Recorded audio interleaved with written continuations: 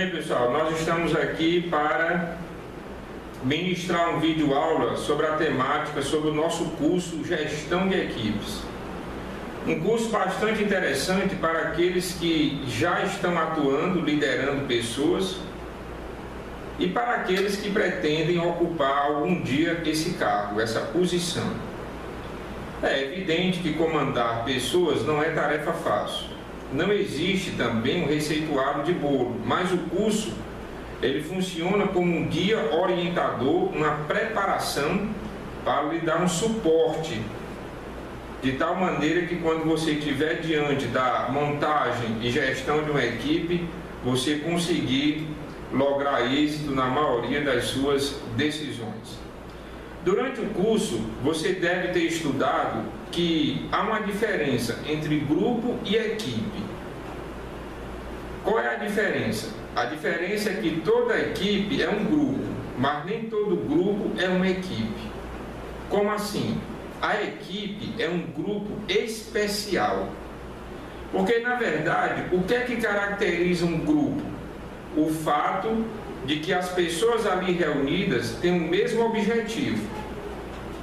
Mas só isso não caracteriza uma equipe.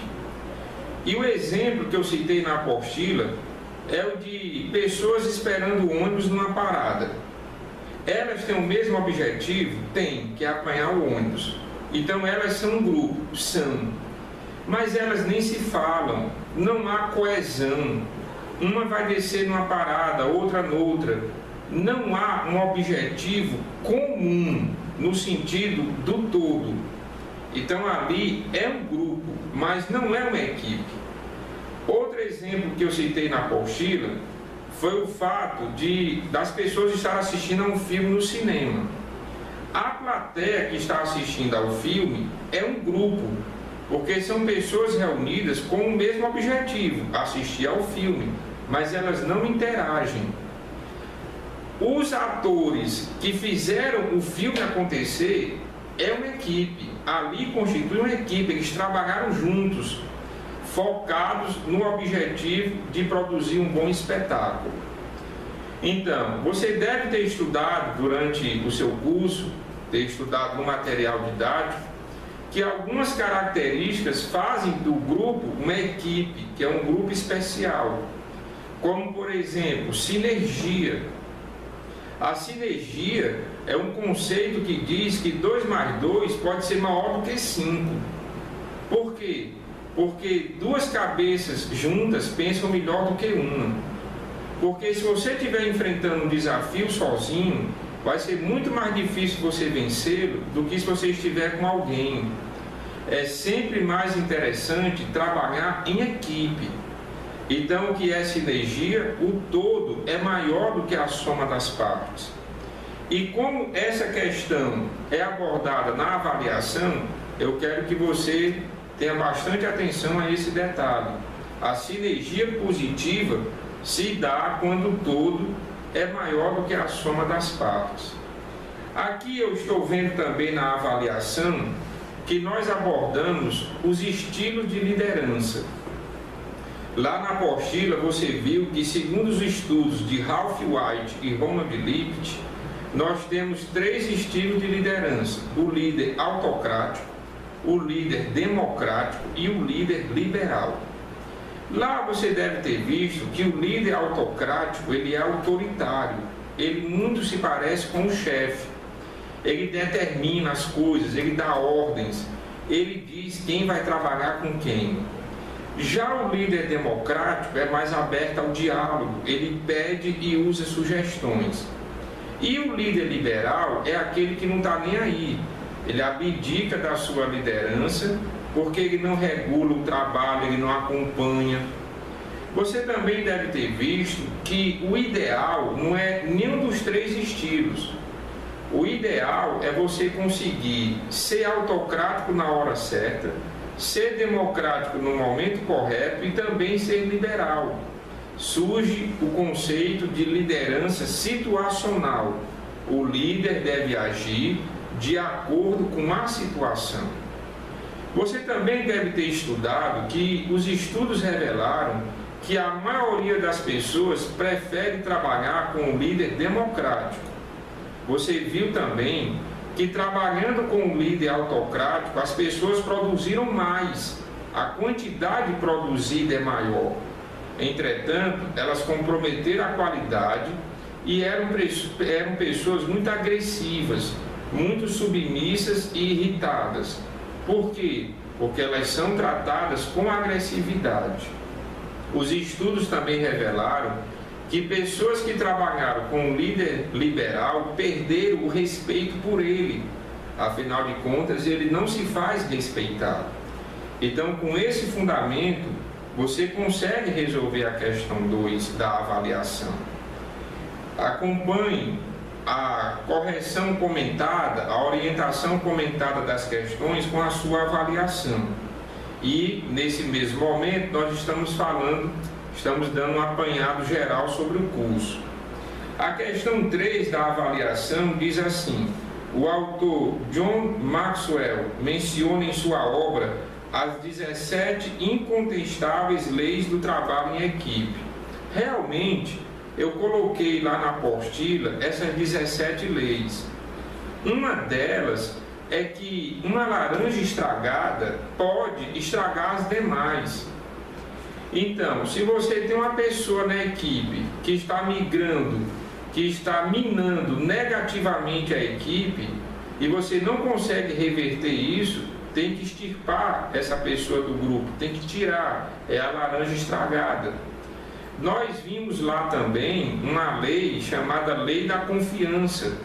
Eu preciso acreditar na pessoa que está do meu lado, eu preciso confiar nela. Nós trabalhamos juntos, nós formamos uma equipe. Se eu não confiar nela, eu estou perdido. E as demais leis foram se apresentando nesse mesmo contexto.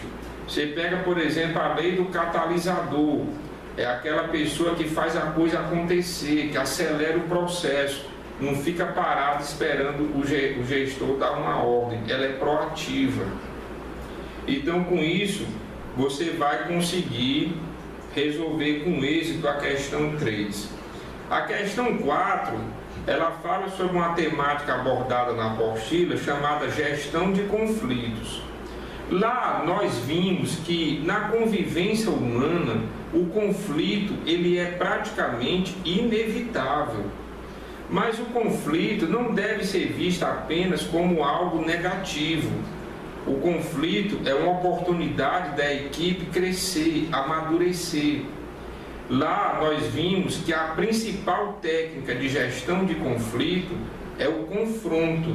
Confronto de quê? De ideias. É a discussão no sentido positivo. Essa é a principal técnica de gestão de conflito. Todas as outras não são interessantes. Existe uma técnica chamada força, em que a pessoa que tem poder toma a decisão e a outra tem que obedecer. Não é o modelo ideal. Já o confronto não, ele é o modelo ganha-ganha.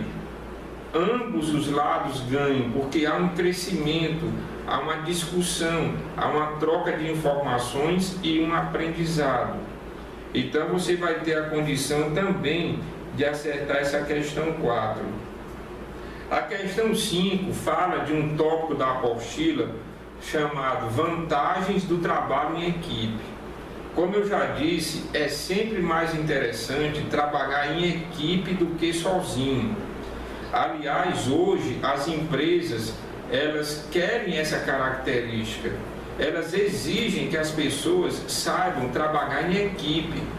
Pessoas que não conseguem interagir e não conseguem trabalhar bem em equipe, elas não vão ter incidência nas empresas hoje. As pessoas precisam, enquanto profissionais, amadurecerem no trabalho em equipe, sob pena de serem preteridas. Então, o que é que acontece? São várias as vantagens do trabalho em equipe.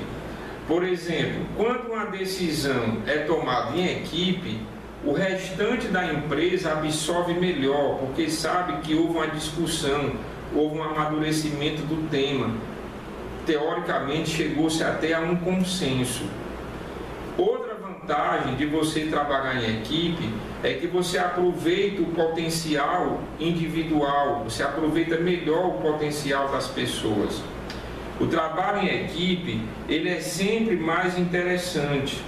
No trabalho em equipe, as pessoas se sentem mais motivadas. Então, as decisões, elas são tomadas numa esfera de motivação muito maior, de motivação positiva. Portanto, é muito interessante o trabalho em equipe. Quando você trabalha em equipe, surgem mais ideias, mais sugestões sobre um tema. Você quebra a subjetividade, não é a opinião de uma só pessoa que vai prevalecer. Já a questão 6, ela está falando sobre a capacidade de trabalhar em equipe. Nós estudamos lá no curso que quando você trabalha em equipe, você precisa ter pessoas com habilidades complementares. São pessoas que têm formações, perfis diferentes. Quando você consegue juntar pessoas com perfis diferentes, será muito mais fácil enfrentar várias situações adversas. Se você tem pessoas todas com o mesmo perfil, vai ficar muito complicado quando você estiver enfrentando situações que exigem conhecimento e experiência diferentes desse perfil. E aí a gente aproveita para dizer que numa equipe nós precisamos respeitar a individualidade do outro. Nós precisamos respeitar a diversidade, o diferente. Não é porque aquela pessoa tem uma religião diferente da minha que eu não vou gostar da participação dela. Não é porque aquela pessoa tem uma opção sexual diferente da minha que eu vou excluir da equipe. Não, nós precisamos respeitar a diversidade, valorizar a diversidade. Isso gera crescimento da equipe. É sempre bom respeitar a diversidade. Por isso a gente colocou lá no material didático que os preconceitos devem ser abolidos quando você trabalha em equipe. Na 7ª questão, a gente trabalha aquela noção de grupo e equipe que eu acabei mencionando no início desta videoaula. Aquele comentário que a gente fez sobre as diferenças entre grupo e equipe, aqueles comentários vão ser suficientes para você também acertar essa questão. E finalmente, na 8ª questão, a gente fala das etapas da formação de uma equipe. Ora, nós, quando vamos formar uma equipe, nós temos um momento introdutório, que é a formação. É nesse momento que nós precisamos de pessoas com habilidades complementares. Nós vamos passar os objetivos, a missão daquela equipe. É muito provável que haja discordância, que haja conflitos nesse momento. É uma etapa que a gente chama de turbulência. Logo em seguida, as arestas são aparadas e a equipe entra na normalização, na normatização. Depois, ela vai atingir a sua performance, vencendo os desafios. E com o passar do tempo, há um desgaste natural, que pode culminar com a dissolução da equipe, que é o que a gente chama de finalização. Além de todas essas temáticas, nós colocamos no material didático vários textos que ilustram a importância do trabalho em equipe. Existe um texto que eu quero destacar, que é o texto Voo dos Gansos, em que a gente mostra como eles realmente trabalham em equipe. Você deve ter lido o texto. Quando um ganso está doente, outros saem da formação e ficam com ele até ele ficar bom ou ele morrer. E aí eles entram em uma nova formação. Os gansos que estão atrás, eles ficam gritando para motivar os que estão na frente. O líder está sempre trocando de posição, ou seja, o líder de uma equipe deve preparar outra pessoa para assumir a liderança num dado momento. Aquele texto, Voo dos Gansos, é extraordinário para ilustrar como realmente deve acontecer um trabalho em equipe. Ainda falando dos textos, nós colocamos outro texto lá bastante interessante, em que a gente menciona que os porcos-espinhos, devido ao frio, eles tiveram que ficar juntos, mas um furava o outro. Quando eles se separaram, acabaram morrendo de frio. Resolveram então se juntar. Qual é a moral da história? Eu preciso aceitar o espinho do outro. Eu preciso aceitar o defeito do outro, porque eu também tenho os meus espinhos, eu também tenho os meus defeitos. E no trabalho em equipe, isso é fundamental para o sucesso daquele trabalho que está sendo desenvolvido. Então, nós acreditamos que os textos servem de complemento à teoria que foi abordada na apostila e que, através desta videoaula, você teve a condição de ter a orientação do professor sobre os principais pontos abordados e principalmente em relação à avaliação, que agora você vai resolver e vai nos enviar para a devida correção e em seguida receber o seu certificado. O curso de gestão de equipes é imprescindível para administradores, gestores ou qualquer profissional que almeja ocupar um cargo de comando e estar à frente de pessoas que não vão estar isoladas, vão estar trabalhando em equipe. Por isso eu quero finalizar este videoaula lhe desejando boa sorte, parabéns por ter participado deste nosso curso, deste nosso produto. Até a próxima.